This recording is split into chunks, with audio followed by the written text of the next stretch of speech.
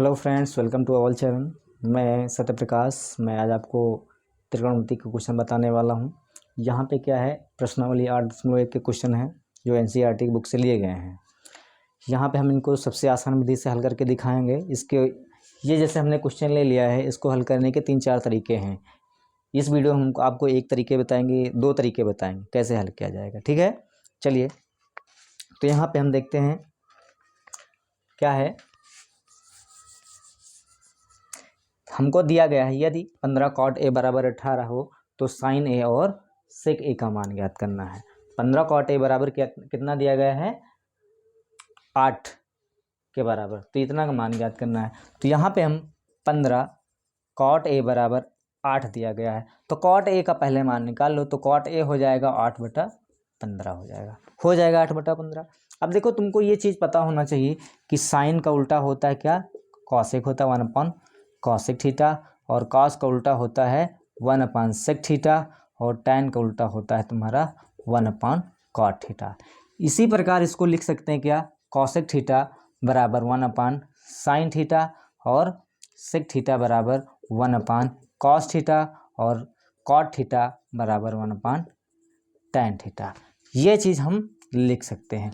तो यहाँ पे cot a दिया गया है, तो cot a को लिखा जा सकता है 1/, तो tan a बराबर क्या हो जाएगा, 1/cot a हो गया तुम्हारा।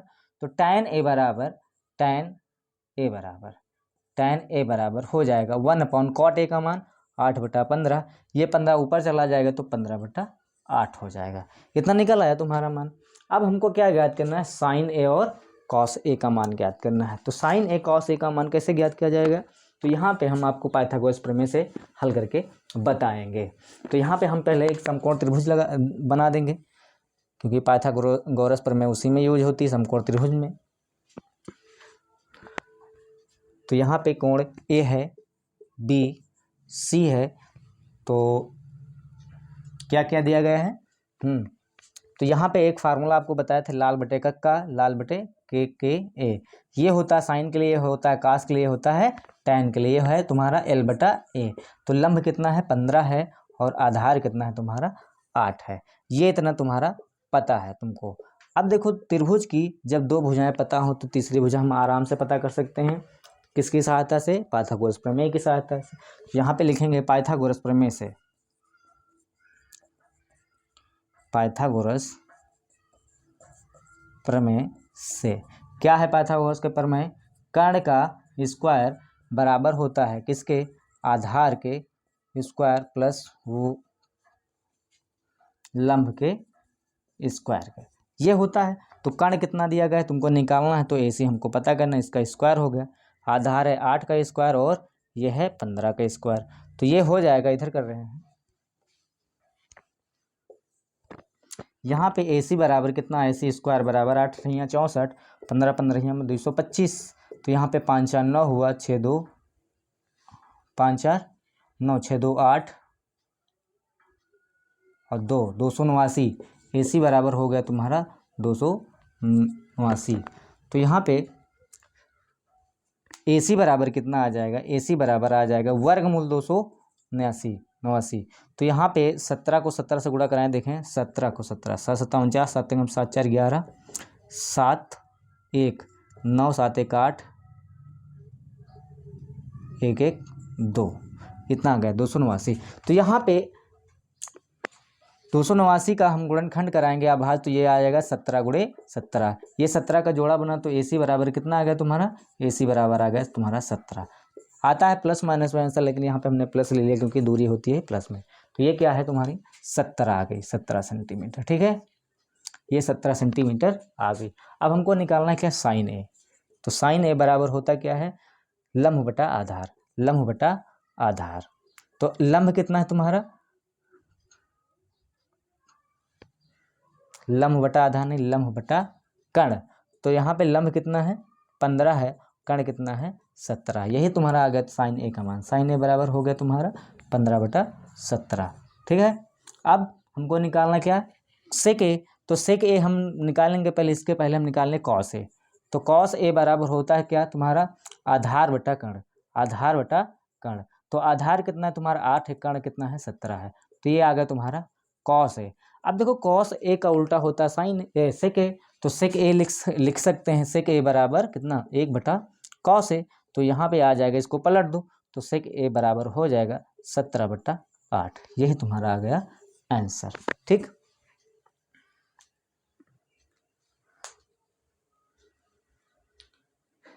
चलिए दूसरा क्वेश्चन ले रहे हैं।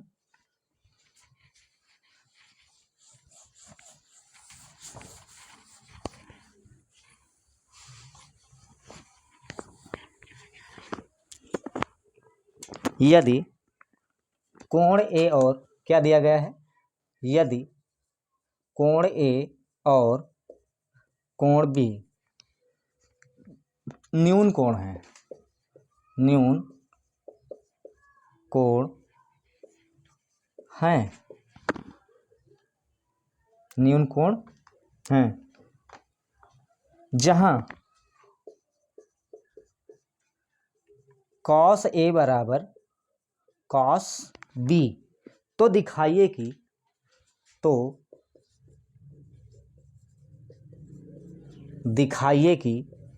कोण ए बराबर किसके है, कोण बी के। ये तुम्हारा क्वेश्चन है। ठीक है, तो यहाँ पे दे दिया गया क्या, कोण ए और कोण बी क्या है, न्यून कोण होता है। न्यून कोण का मतलब क्या है, 90 से कम।